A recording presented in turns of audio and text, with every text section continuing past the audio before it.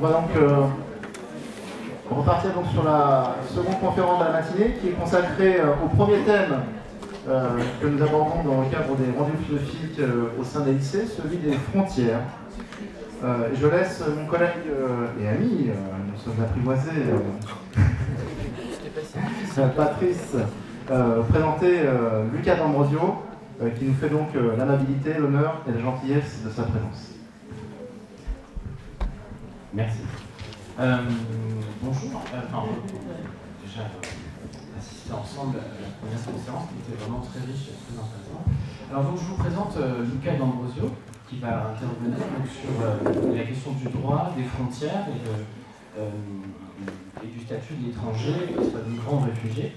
Alors, il est chargé de recherche au Collège de France en lien avec la chaire intitulée État social et mondialisation qui est occupée par un éminent spécialiste du droit, Alain Supiot.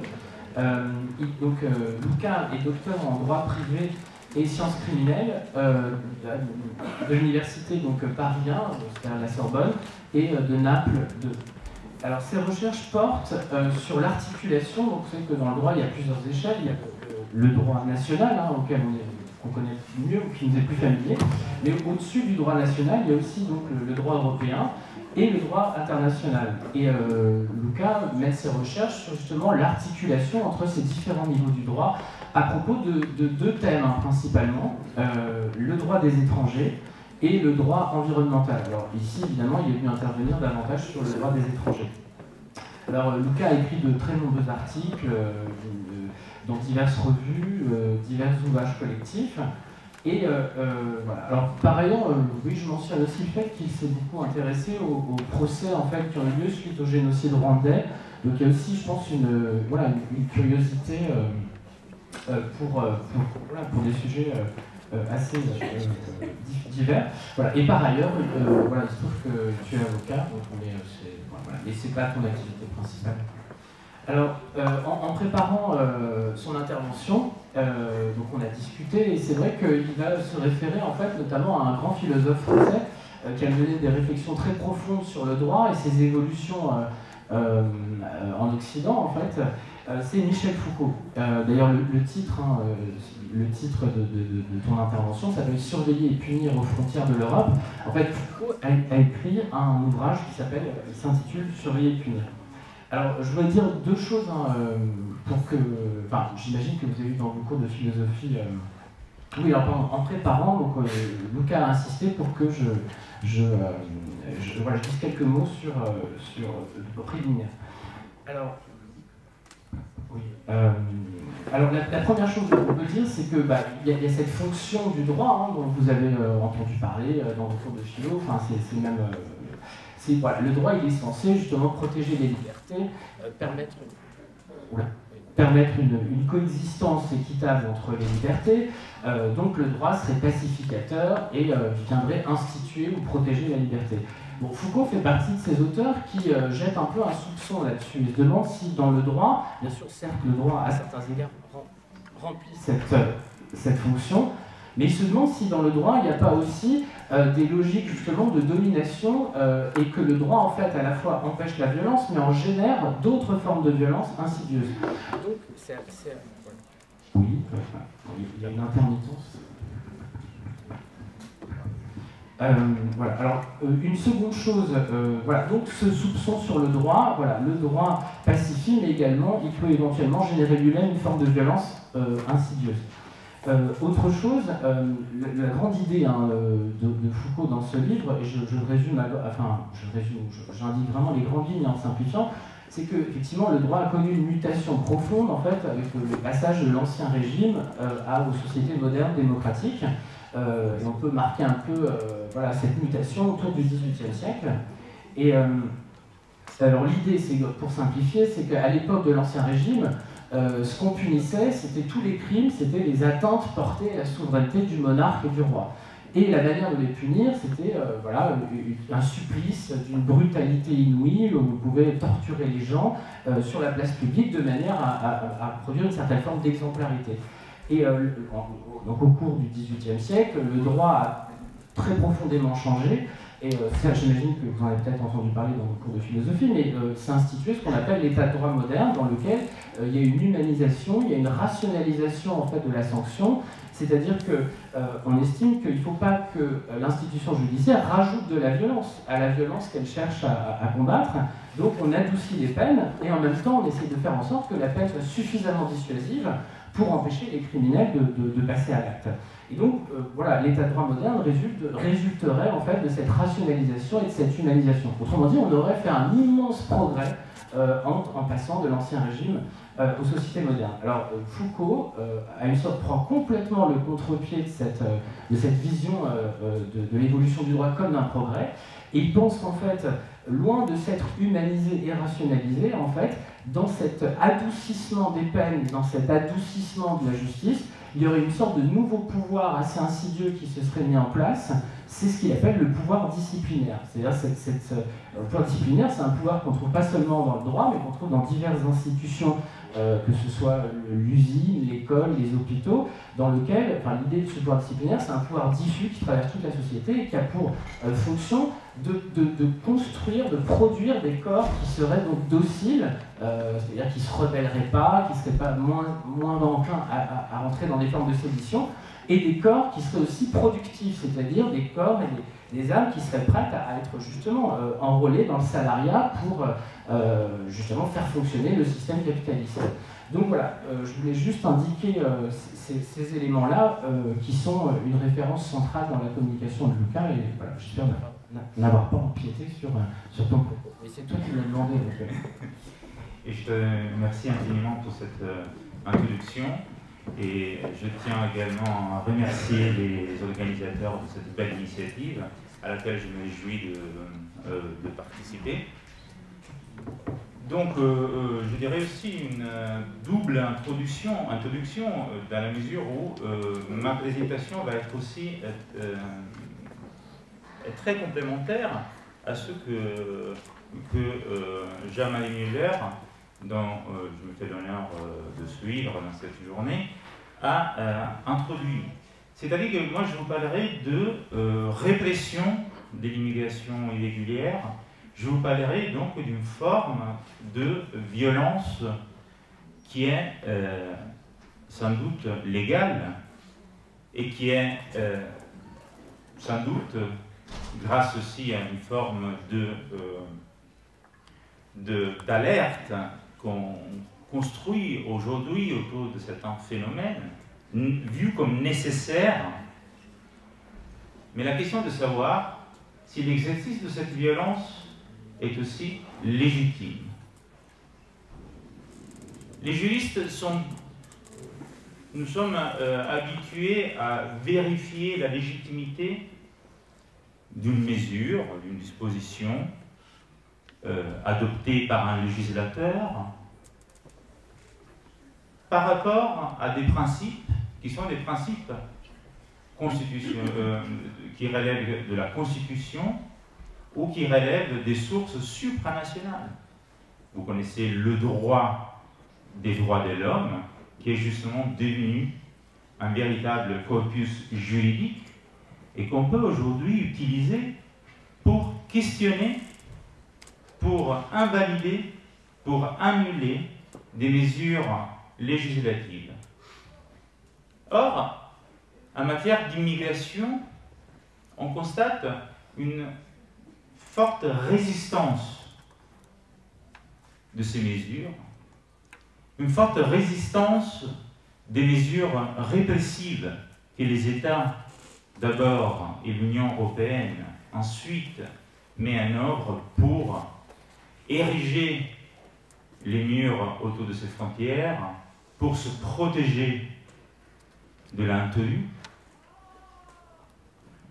D'où l'idée d'aller puiser ailleurs, c'est-à-dire pour essayer d'expliquer cette injustice. Et je reprends le propos de Jean-Marie Müller, quand il dit que la violence détruit ceux qui la pratiquent. Je pense que la violence d'État, la violence légale, détruit le droit quand elle devient source d'injustice. je me suis ainsi intéressé et j'ai essayé de comprendre la rationalité de ce droit irrationnel. Et Foucault, c'était l'occasion de fêter les 40 ans de cet ouvrage fondamental qui est Surveiller et punir, m'a donné des pistes que je vais vous livrer aujourd'hui. Des pistes pour expliquer ce que j'appelle le grand enfermement des migrants. Le grand enfermement des migrants, et aujourd'hui aussi des réfugiés, parce que je pense que c'est important de rappeler la différence entre un migrant et un réfugié. Parce qu'aujourd'hui, on assiste à une forme de superposition de ces deux figures qui relèvent d'un statut juridique bien différent. Le migrant est l'individu qui quitte son pays à raison, qui ne quitte pas son pays en raison d'une menace directe de persécution ou de mort, mais qui le quitte afin d'améliorer sa vie en trouvant du travail ou dans certains cas pour des motifs d'éducation, de regroupement familial. Mais ce qui est important d'un point de vue juridique, c'est que le migrant est soumis à la législation nationale. C'est-à-dire que chaque État décide comment réguler, quelle loi et quelle procédure appliquer à celui qui se met en chemin pour essayer d'améliorer ses conditions économiques. Et aujourd'hui, quand on parle de crise des migrants, pour qualifier la crise des réfugiés à laquelle nous assistons en Europe, il y a une tentative de contourner les droits, et cette fois le droit international. Donc le droit supra-étatique, reconnaît à ceux qui quittent leur pays, non pas cette fois pour fuir des persécutions, pour fuir des conflits armés. Et dans ce glissement sémantique, on retrouve la tendance de disqualifier des statuts juridiques pour essayer de reconnaître à la baisse des droits que les États sont obligés d'appliquer. Donc, dans la première partie de ma présentation, je vais vous présenter les différents dispositifs qui ont conduit à ce grand enfermement des migrants et des réfugiés auquel nous assistons aujourd'hui aux frontières de l'Europe. Et face à cette évolution, et ce sera la deuxième partie de mon propos, je vais essayer comme je l'ai déjà dit, de mobiliser les outils proposés par Michel Foucault afin de essayer de comprendre qu'est-ce qu'il y a derrière ces mécanismes répressifs. Comme Patrice l'a bien expliqué, l'une des lignes de force de la pensée de Michel Foucault, c'est de mettre en exergue non seulement la dimension répressive de la pénalité, mais aussi une dimension positive, une dimension productive, une dimension inclusive. Donc, pour Michel Foucault, la pénalité, la peine, ne serait pas seulement un front de châtiment, mais aussi une force de production nécessaire au fonctionnement du système productif. Donc, sur la base de ces deux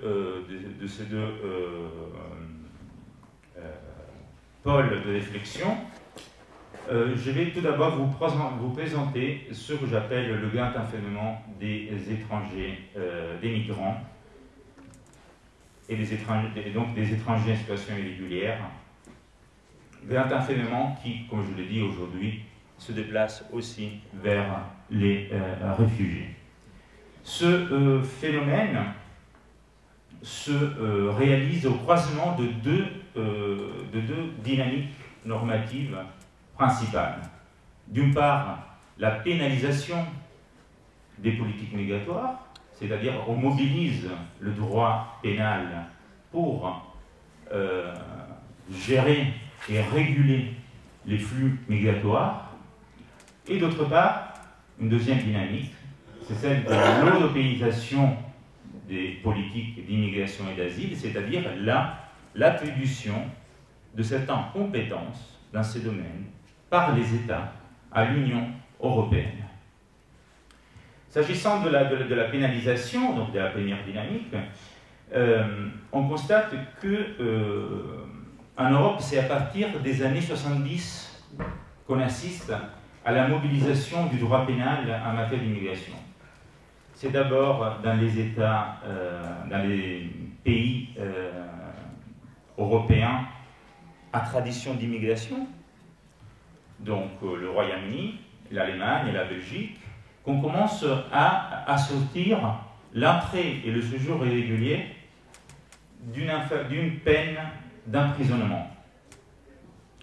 En France, où une police des étrangers existait depuis 1945, et même depuis 1938 en vérité, tout en restant non appliqué, on commence à réutiliser le droit pénal à partir de 1974.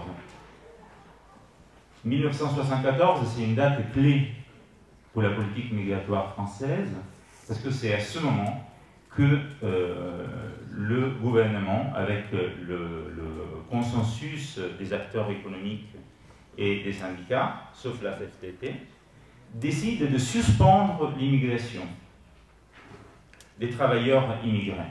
Donc c'est à partir de 1964, ce n'est pas une date anodine, c'est après le choc pétrolier, donc on commence à voir que pour des raisons économiques, le gouvernement français décide de fermer les frontières. Et c'est à partir de 1974 que même en France, on commence à remobiliser le droit pénal, de sorte que entre 1974 et 1993, si je ne me trompe pas, oui, 1993, on assiste à un doublement du taux d'extranéité des prisons, c'est-à-dire on multiplie par 2 les étrangers qui sont dans les prisons françaises. Dans les pays d'Europe du Sud, devenus entre-temps pays d'immigration, le même processus apparaît un peu plus tard, apparaît au début des années 2000, et dans ces pays, donc l'Italie, la Grèce, on commence à introduire des nouvelles infractions et des peines draconiennes pour la violation de la réglementation administrative sur l'entrée et le séjour. C'est un choix qui est lié aussi à la position de ces pays en tant que pays de transit, c'est-à-dire que l'Italie et la Grèce voient arriver beaucoup de migrants, notamment des migrants économiques, qui visent cependant d'autres pays, notamment les pays de l'Europe du Nord. Et c'est donc pour eux une solution plus facile de faire appel au droit pénal que de se charger de l'expulsion de ces migrants qui arrivent sur leur côte. Et surtout, c'est une mesure, je dirais, assez bon marché, le droit pénal, pour les hommes politiques, parce que ça permet de répondre aussi à une demande sécuritaire et de répondre de manière assez facile, sans faire, disons, faisant abstraction de toute question d'effectivité. On met une sanction pénale, on fait une sorte de pub sous la presse et on pense d'avoir pallié et d'avoir répondu, et malheureusement des fois ça marche, alors, à une demande de protection de la part des citoyens. Donc, le résultat, c'est qu'aujourd'hui, l'entrée et le séjour irrégulier sont assortis d'une peine d'emprisonnement ou d'une amende dans presque tous les 28, bientôt 27 pays de l'Union européenne.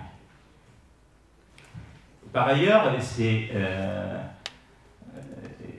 très emblématique aussi de cette politique répressive.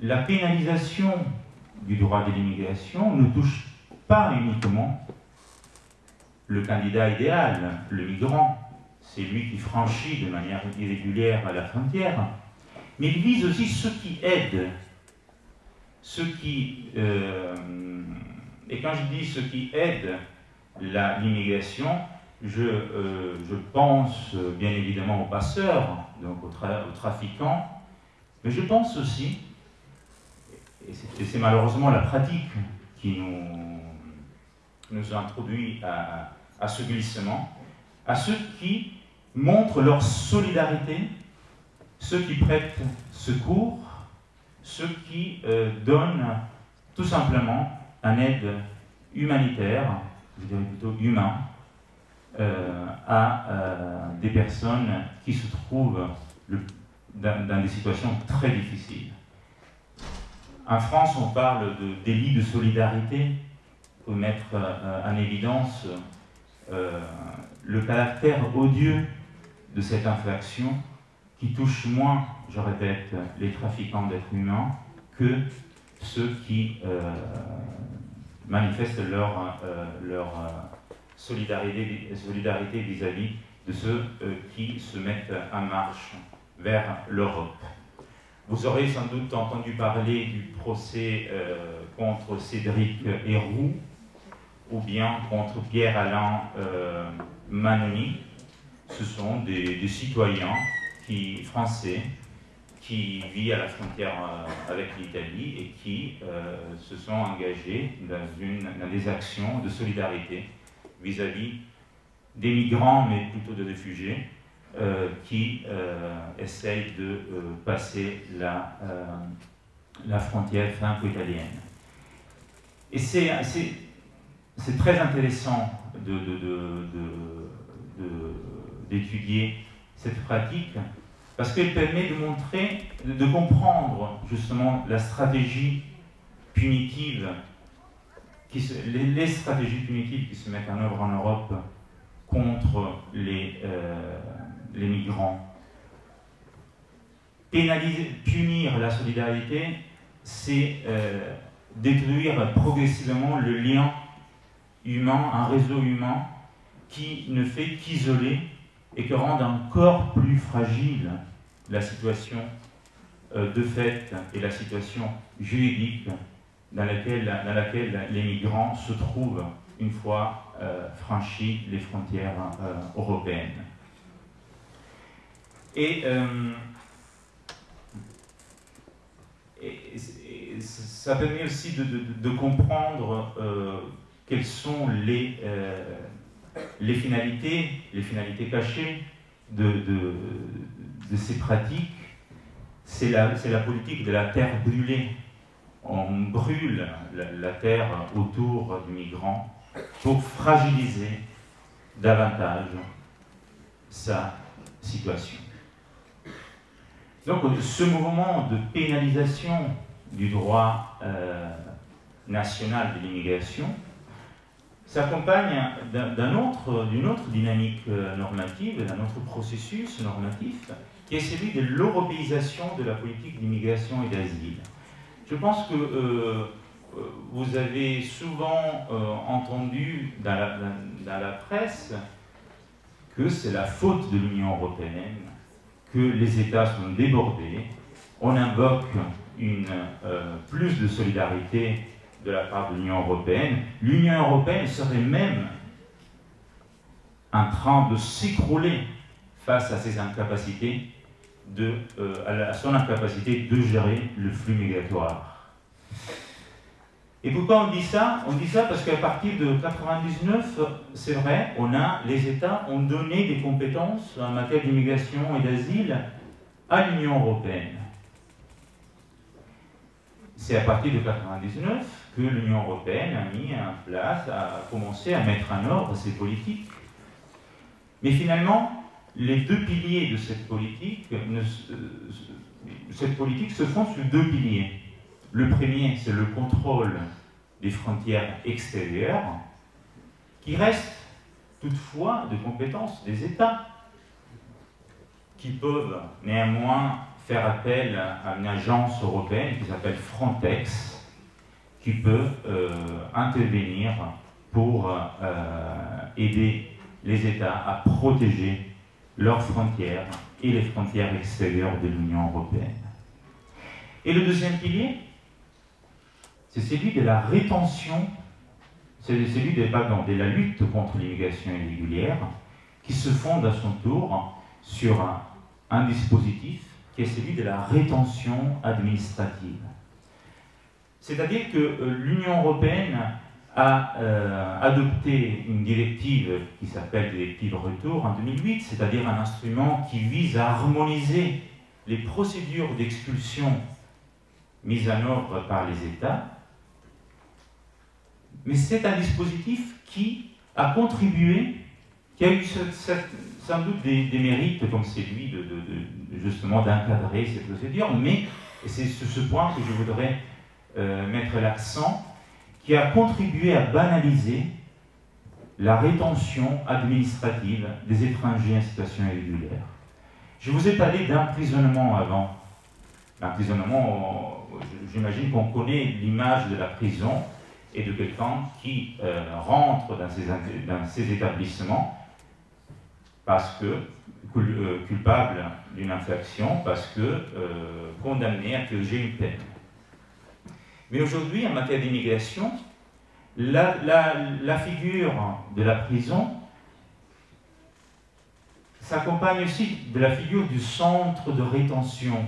On les voit moins.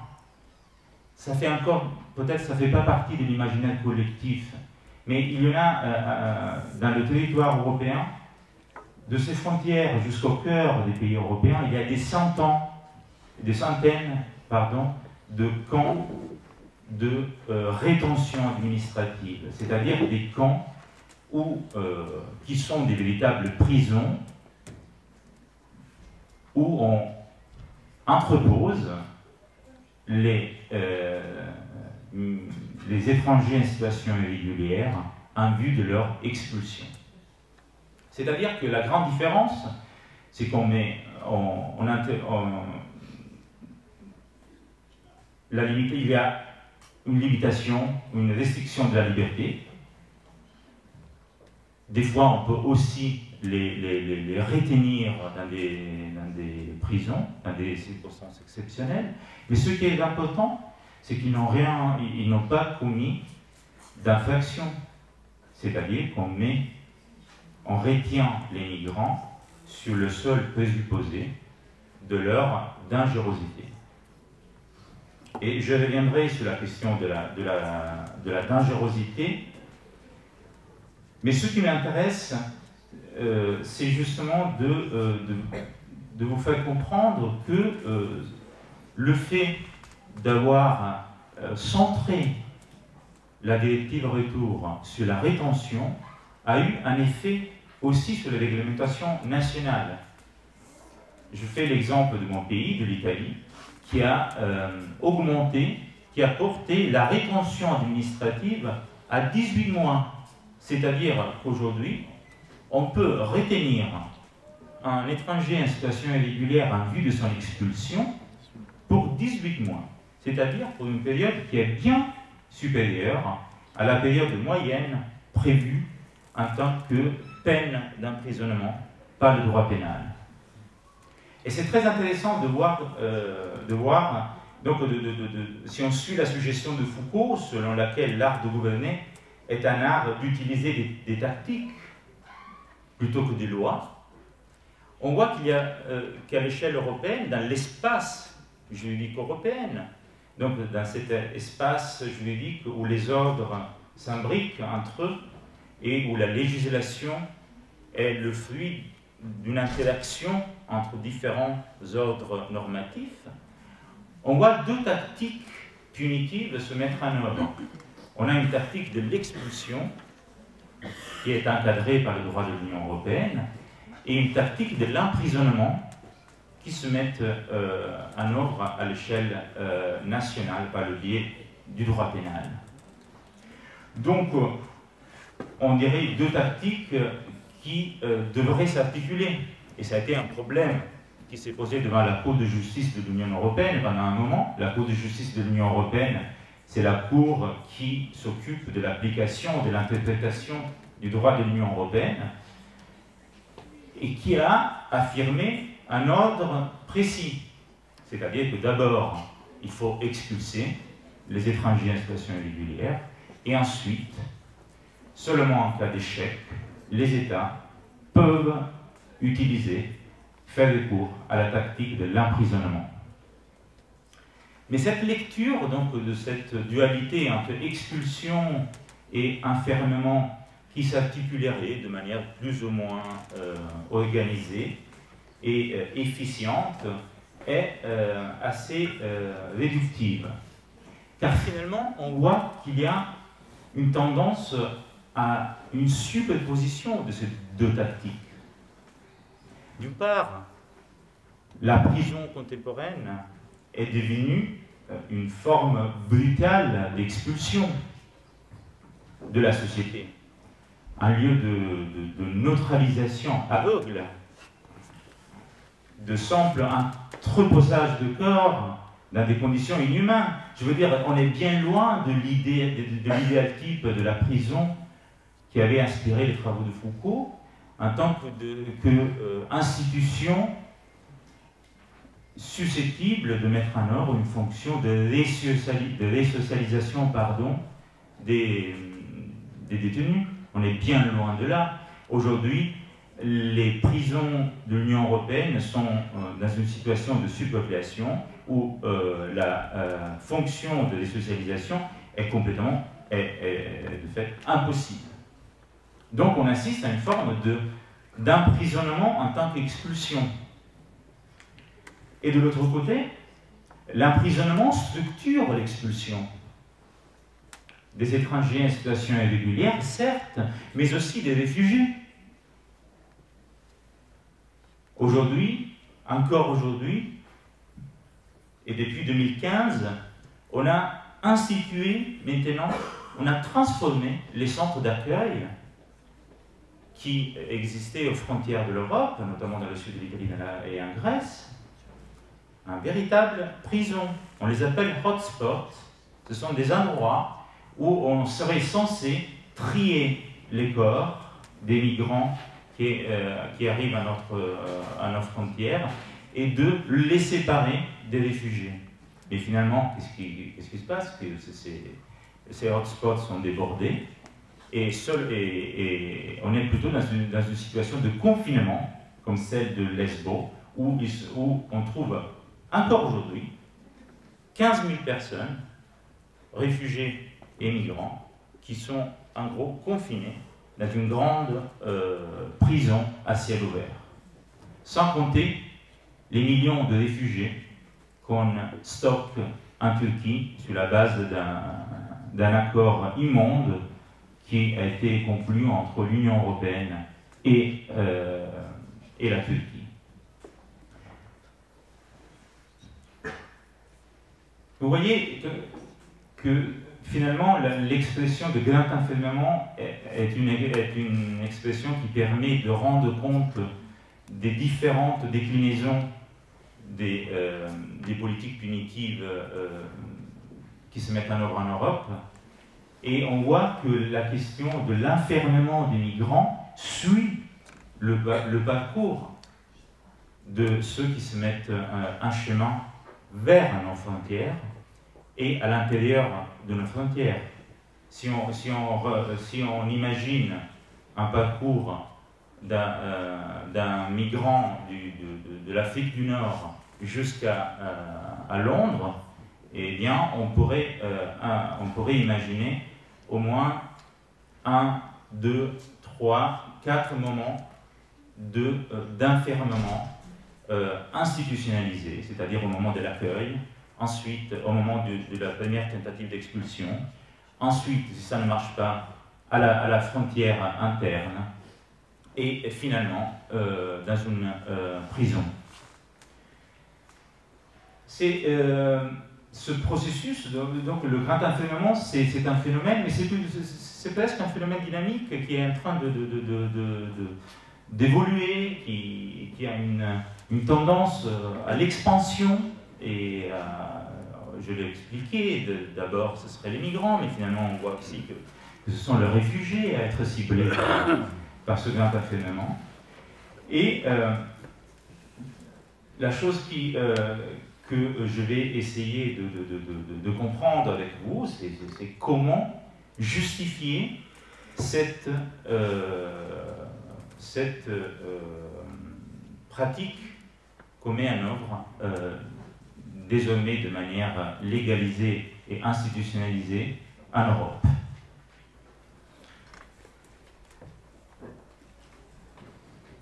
Alors, disons que pour les juristes, ce que j'appelle le grand enfermement des migrants est traditionnellement compris comme l'expression d'un plus large mouvement d'expansion et de durcissement du droit de punir.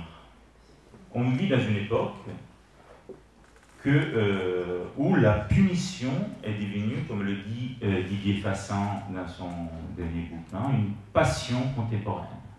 C'est-à-dire que on trouve aujourd'hui, comme je le disais avant, dans le droit, dans la peine, dans la menace de la peine, une solution à toute une série de conflits qui traversent notre société. On parle à cet égard de populisme pénal pour justement renvoyer à ce phénomène d'hypertrophie du pénal pour répondre à une demande sécuritaire qui est elle-même auto-alimentée par nos sociétés. Et en matière pénale, ce processus d'expansion du pénal s'accompagne d'un déplacement majeur qui est celui de la réémergence de la dangerosité.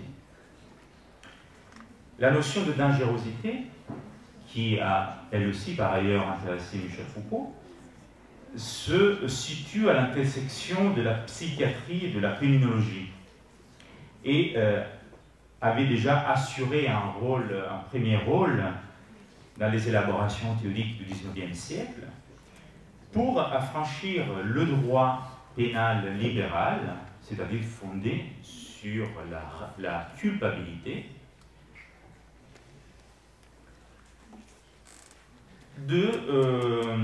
et permettre donc son application dans certains cas où le coupable n'était pas imputable. Je vais essayer d'être un peu plus clair.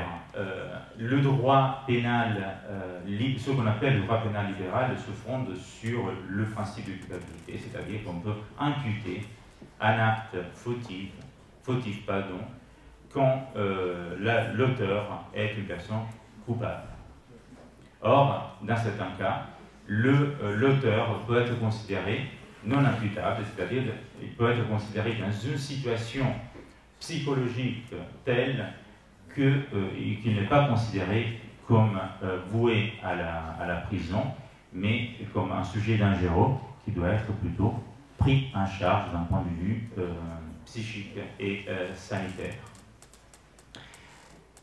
C'est l'évolution donc à laquelle nous avons assisté du XIXe siècle, au cours du XIXe siècle, mais c'est une évolution qui a été marginalisée au cours du XXe siècle, grâce notamment aux théories humanistes qui ont permis de mettre justement aux marges cette double voie entre sujet dangereux, sujet coupable, entre mesures de sûreté et peine. Mais depuis le tournant du XXIe siècle, on assiste à une réémergence de cette figure de la dangerosité. C'est à peu près pour identifier un moment, après le 11 septembre, qu'on voit ressurgir dans les pays occidentaux cette notion de dangerosité. Mais il y a une grande différence, que la notion de dangerosité n'est plus une notion qui relève des conditions psychiques de l'individu. Mais la dangerosité, c'est une qualité de certaines classes de population que le législateur considère comme dangereuses. C'est le cas, par exemple, des toxicomanes, c'est le cas des multirécidivistes, c'est le cas aujourd'hui des sujets radicalisés. La dangerosité devient donc une véritable qualité de l'être. Et je répète, ce n'est pas quelque chose qu'on peut avérer, mais c'est une forme d'étiquette que le législateur place sur le corps et l'existence de certaines classes ou groupes de population. Et vous comprenez bien que le migrant peut être considéré comme la figure emblématique de la dangerosité, comme la figure emblématique, la figure moderne, ou la figure emblématique de cette dangerosité, de cette conception moderne ou contemporaine de la dangerosité. Parce que le migrant est en effet puni pour ce qu'il est. C'est le seul fait de se mettre en marche qui fait du migrant un sujet dangereux. C'est le seul fait de franchir une frontière qui le rend, qui l'illégalise et qui en fait donc une figure de la dangerosité. Mais le migrant est aussi puni pour ce que la société présume qu'il est. C'est-à-dire que le migrant est l'autre, est le nuisible, est le marginal, est le prédateur, est le violeur, est le terroriste. Et c'est lui qui profite de notre système social, qui vole notre travail, qui porte atteinte à notre identité culturelle et religieuse. Donc vous voyez que le migrant devient une figure emblématique de ce glissement de la culpabilité à la dangerosité, de ce glissement d'un droit pénal qui devrait réconcilier, et en fait, il neutralise, il stigmatise et il neutralise. C'est un droit pénal qui devient un droit pénal de l'exclusion, du bannissement, un droit pénal de la terre brûlée, un droit pénal qui devient donc un instrument de violence légale. Mais comment peut-on justifier l'exercice de cette violence? L'explication interne au droit, celle de la dangerosité, elle permet d'expliquer seulement, à mes yeux, une partie des enjeux qui sont derrière cette pénalisation, mais aussi cette transformation de la façon moderne de punir. Et c'est là que les travaux de Foucault nous donnent des pistes de réflexion. Il y a deux pistes que j'aimerais bien vous signaler aujourd'hui. Et la première piste, c'est celle de la relation entre les pratiques punitives et la mobilité humaine. À première vue, c'est quelque chose, c'est un phénomène, disons que c'est un phénomène qui est présenté comme un phénomène nouveau. Mais finalement, l'analyse de Michel Foucault, qu'il développe notamment dans la société punitive, donc dans un cours préparatoire de surveiller et punir, eh bien, il nous explique que le droit pénal, c'est toujours, au moins du début de sa modernité, qui remonte à la fin du XVIIIe siècle, c'est toujours intéressé à la mobilité humaine. C'est toujours intéressé plutôt à l'immobilisation des populations indisciplinées. Foucault étudie un mémoire qui avait été rédigé par le physiocrate Le Treuzn sur les vagabonds et les médians. Et c'est très intéressant cette analyse, parce que dans ce texte, le vagabond est présenté comme le véritable criminel, celui qui mérite d'être puni pour le seul fait de se déplacer, de ne pas être fixé à une terre, de ne pas être déterminé par un travail, de ne pas avoir de localisation géographique à l'intérieur d'une communauté déterminée. C'est-à-dire que le vagabond est d'abord, et je cite encore Treuzn, c'est quelqu'un qui commet un crime contre l'économie, parce que c'est quelqu'un qui viole les règles de l'économie, qui refuse de se soumettre à ces règles. Et là, le droit pénal acquiert donc une fonction, c'est celle de l'immobiliser. C'est de rendre ce corps indiscipliné utile au système économique et donc de le destiner aux travaux forcés. Selon Treuzn, je cite, le vagabond est une bête féroce qu'on ne peut apprivoiser, qu'on ne parvient à dompter qu'en la mettant à la chaîne. Et c'est un déplacement très important, parce que auparavant, on connaissait en Europe des législations contre les vagabonds, on les connaît depuis le XIVe siècle, mais le vagabond était quelqu'un, ce qu'on appellerait aujourd'hui un sujet dangereux, c'est-à-dire quelqu'un qui pouvait commettre un crime et qui devait donc être sanctionné, et surtout qui devait être expulsé de la ville. On était dans une logique d'expulsion. Foucault démontre qu'au début du système capitaliste, il y a un déplacement majeur.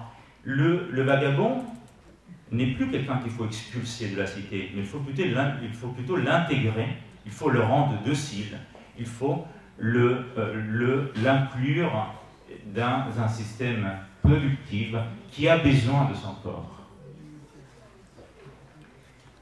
Donc, la réflexion de Foucault nous démontre que l'illégalisation et l'immobilisation des populations indisciplinées sont inscrites dans la constitution même du droit pénal moderne.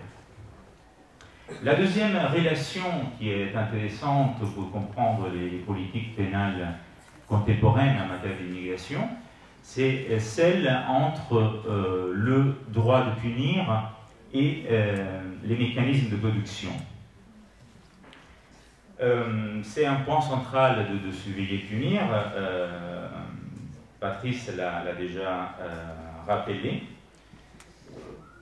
Et Foucault, dans son ouvrage, souligne en effet qu'un système économique favorisant l'accumulation du capital, donc lui, il remonte son analyse au début du système capitaliste, eh bien, la création et l'émergence d'un système économique qui est fondé sur l'accumulation des capitaux ne peut pas, selon Foucault, être dissocié d'un système de pouvoir commandant l'accumulation des hommes. C'est là que Foucault commence à interroger Marx et engage sa confrontation avec Marx sur le terrain des pratiques punitives. Et donc, dans la continuité de ce qu'il avait déjà esquissé dans la société punitive, selon Foucault, il n'est plus question de gaspiller des corps. à travers justement des rituels symboliques, des rituels d'exclusion, mais c'est leur... il faut transformer, et c'est la fonction des institutions disciplinaires, donc la prison notamment, il faut transformer, il faut rendre dociles ces corps, il faut les rendre exploitables. Ainsi, les institutions pénales modernes auraient joué un rôle décisif dans la transformation des classes dangereuses en force de travail disciplinées et dans la filmation et la consolidation d'un système de production fondé sur la fabrique et sur l'exploitation du travail salarié. Ouais, donc je vais essayer de tirer des conclusions rapidement en 5 minutes de ces relations. Et il est évidente une forme de continuité entre la mise en œuvre de ces pratiques pénales au cours du XVIIIe et XIXe siècle et les pratiques contemporaines qui se mettent en œuvre aujourd'hui en matière d'immigration. Le migrant n'est que le vagabond d'une société globale, et à la différence du vagabond du XVIIIe et XIXe siècle, il ne se déplace pas des campagnes à la ville, mais il se déplace du sud du monde au nord du monde. Et cette continuité, on la retrouve des fois aussi dans les pratiques, dans les pratiques juridiques. En Belgique, par exemple, l'abrogation du régime pénal pour les vagabonds a été suivie de quelques mois par la mise en œuvre de la rétention administrative pour les migrants. Vous voyez que même au niveau législatif, on trouve une forme de continuité temporelle entre ces dispositifs. Et il y aurait ensuite une forme de continuité entre la brutalité, les formes d'intégration, d'inclusion du début du capitalisme avec les formes de brutalité inclusive qu'on repère aujourd'hui aux frontières de l'Europe.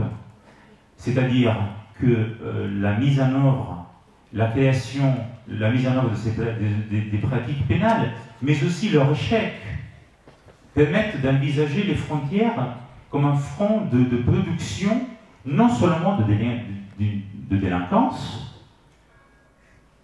d'une délinquance qui est donc construite par le législateur, mais aussi d'une force de travail qui est nécessaire au fonctionnement du système productif de l'Union européenne, et notamment de ces secteurs qui ne peuvent pas être délocalisés ailleurs. Pensez au BTP, pensez à tous les travaux qui aujourd'hui sont pris en charge par les migrants.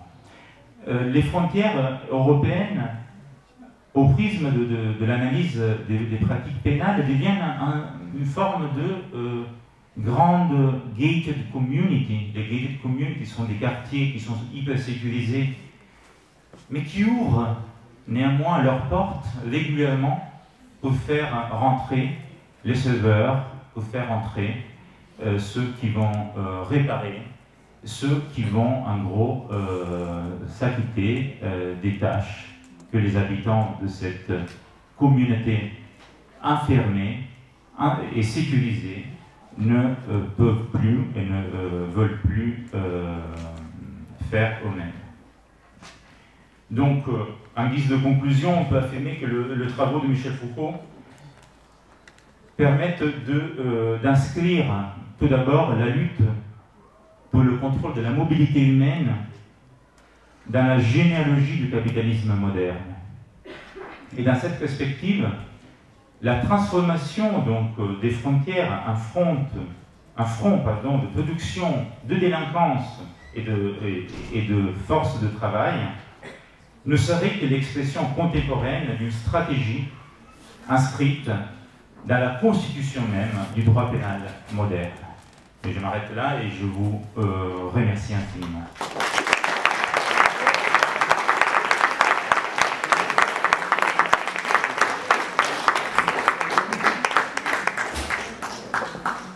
Un grand merci pour cette intervention en plein rapport avec les enjeux contemporains, politiques et sociaux.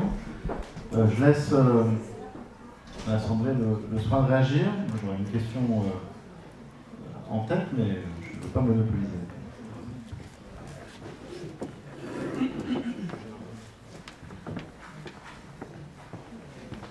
Je voulais simplement faire référence aussi à ce qu'on appelle les expatriés. Parce que ce que vous avez dit, ça m'a fait penser qu'il y a plusieurs catégories de personnes qui vont ailleurs pour travailler. Alors on a effectivement les réfugiés, bon voilà, les migrants et les expatriés. Et en fait, ça montre deux volets d'une société qui effectivement privilégie certains types de personnes par rapport à ce qu'ils apportent leur force de travail ailleurs. Et là, on les met plutôt sur un piédestal. Et puis par contre, une autre catégorie qu'on met très en bas parce qu'on estime que leur force de travail, elle est négligeable, enfin pas négligeable, mais que quelque part, elle est dévalorisée, quoi. Donc, voilà. Quand vous parlez d'expatriés, vous parlez de ressortissants européens. Oui, qui partent travailler à l'étranger avec des contrats mirifiques, enfin qui sont toujours fortement demandés ailleurs, quoi. Oui. Voilà. Mais vous rentrez dans ce que Bauman appelle la hiérarchie de la mobilité globale. C'est-à-dire que quand on parle de la mobilité, il y a mobilité et mobilité. Quand on parle de stratégie de répression de l'immigration, nous sommes plutôt dans des stratégies qui visent la hiérarchie basse de la mobilité globale. Quand on parle des expatriés, on vise plutôt une hiérarchie haute, disons une population qui se place dans la hiérarchie, dans les places hautes de la hiérarchie globale de la mobilité et qui est plutôt favorisée. Si vous pensez par exemple qu'au même temps qu'on adopte en Europe la directive Retour, on adopte une autre directive qui s'appelle directive Carte Bleue, qui vise justement à favoriser la mobilité des cadres, des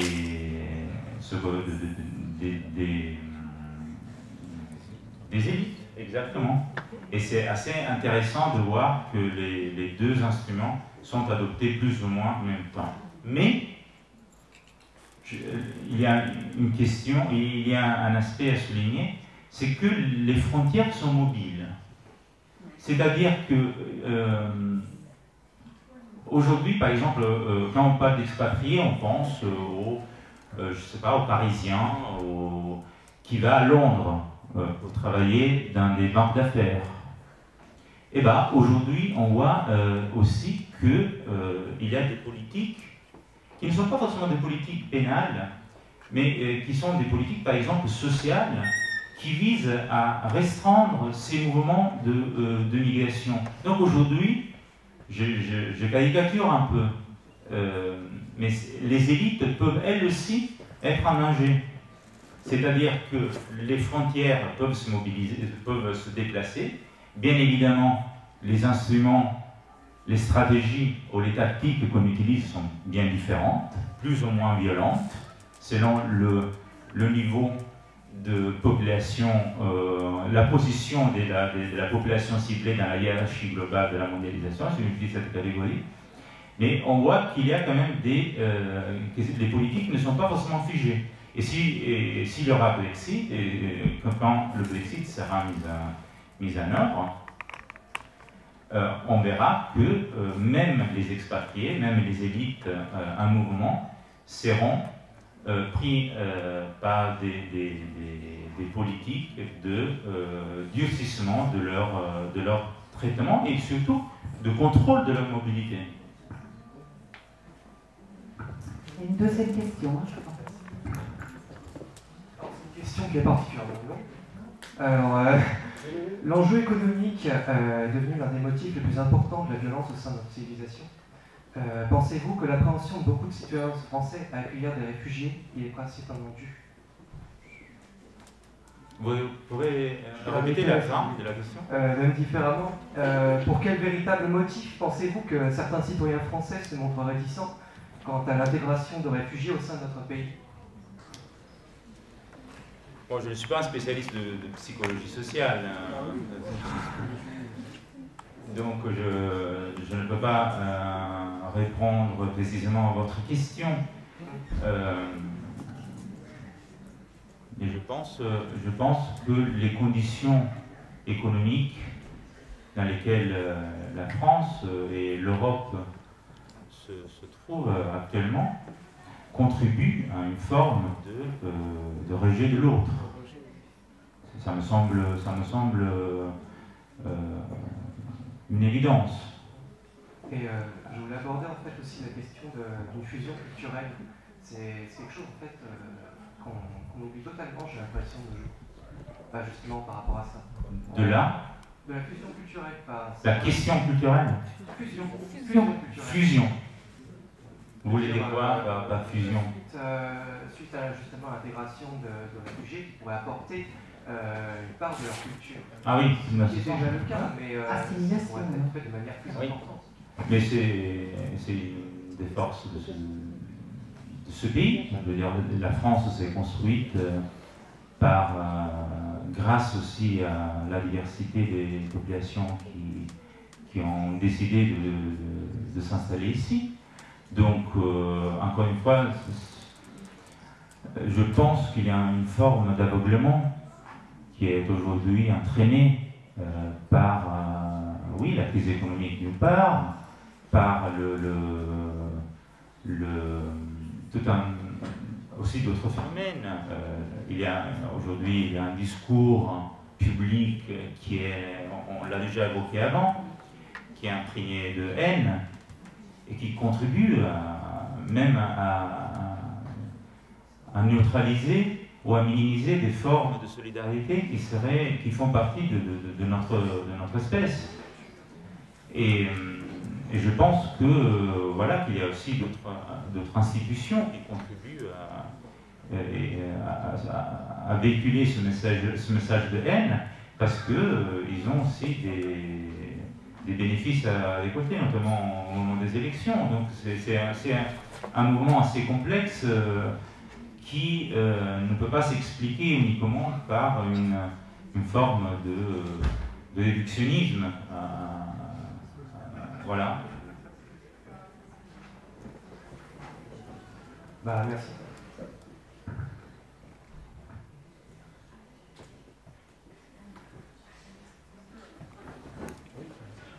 Merci. Il y a d'autres questions? Oui, question. À la rigueur, merci. Bonjour. Vous avez beaucoup, je vous remercie pour votre conférence, j'ai beaucoup apprécié. Vous avez beaucoup évoqué Foucault.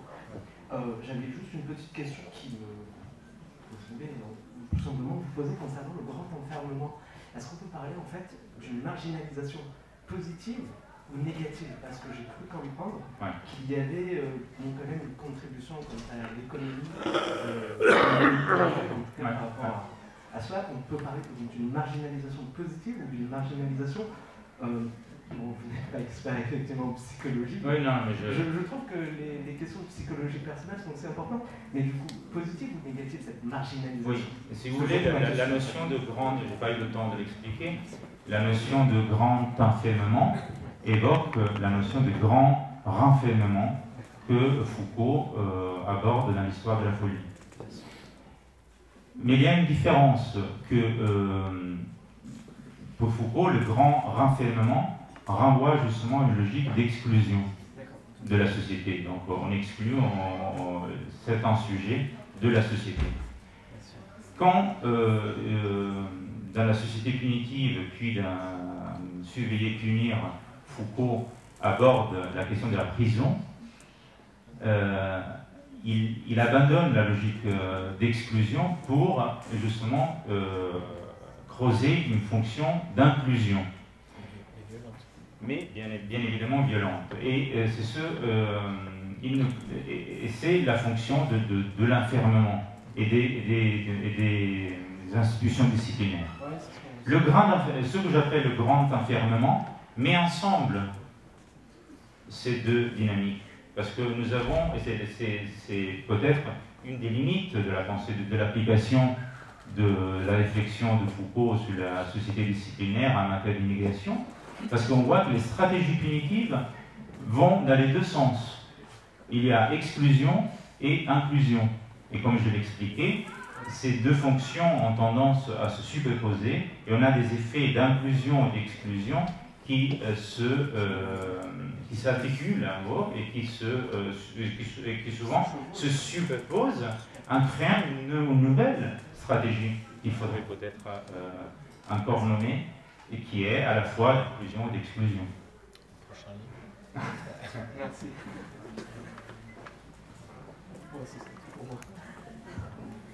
Merci. Je ne sais pas s'il y a d'autres interventions, questions. Oui.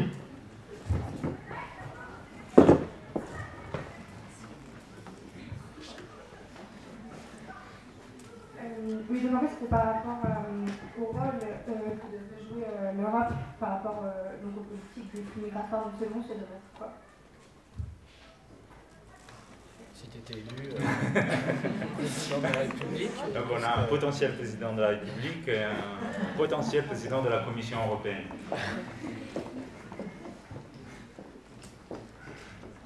Mais disons que l'Europe pourrait jouer énormément de fonctions. Je ne veux pas rentrer dans les détails de justement des compétences qui ont été données. Mais déjà, l'Europe pourrait peut-être je ne vais pas dire ce qu'elle ne devait pas faire, mais ce qu'elle pourrait faire, c'est de faire jouer le principe de solidarité. Le principe de solidarité, c'est un principe fondateur du traité de Lisbonne et qui oblige les États membres à se céder réciproquement en cas d'urgence ou en cas de crise, justement. Et ce principe aurait permis de gérer ce qu'on appelle la crise des réfugiés de manière différente.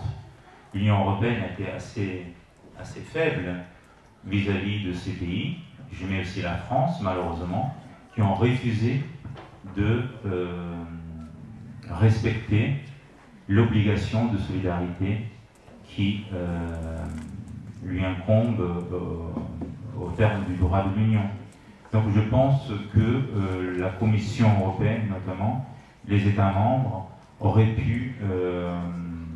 la Commission européenne aurait pu exercer plus de pression sur les États membres pour qu'il y ait la redistribution des réfugiés qui avait été à plusieurs reprises envisagée et qui était nécessaire aussi pour éviter que 1 million de réfugiés soient attribués, c'est un mot horrible, mais c'est le mot des institutions européennes, à un seul pays comme l'Allemagne, avec des problèmes d'intégration qui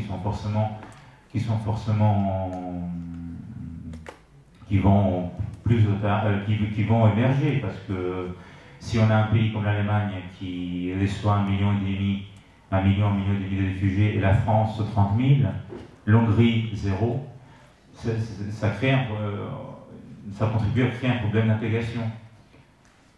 Mais c'est peut-être, là je m'arrête là, parce que c'est possible que ce genre de stratégie convient aussi à ceux qui sont aujourd'hui à la tête des institutions européennes.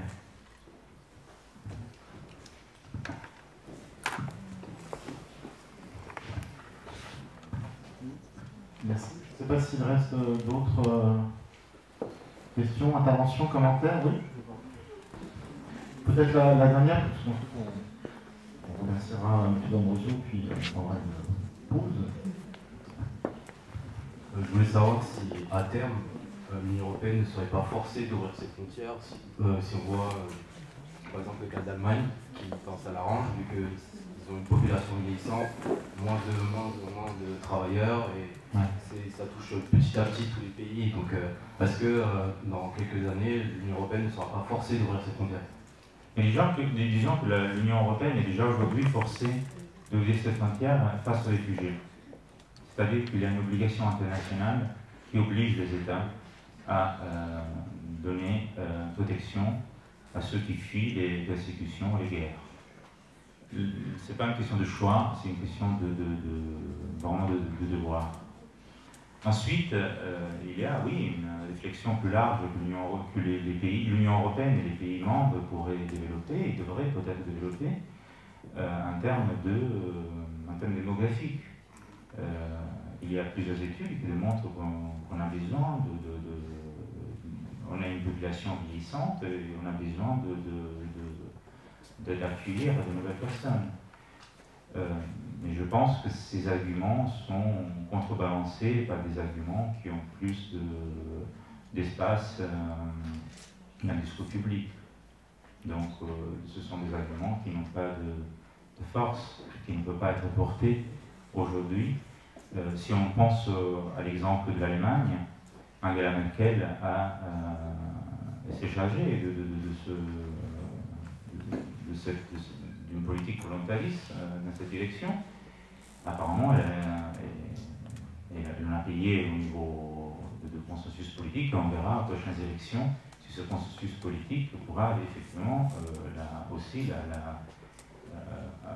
lui faire perdre le pouvoir. Mais je pense que c'est une réflexion que l'Union européenne et que chaque État devrait mener, c'est sûr. Mais devrait mener de manière sereine et donc de manière assez, donc dépourvue de toute forme de populisme ou ce serait vraiment une réflexion sereine et importante à faire. Donc je remercie vraiment très chaleureusement M. Luca D'Ambrosio.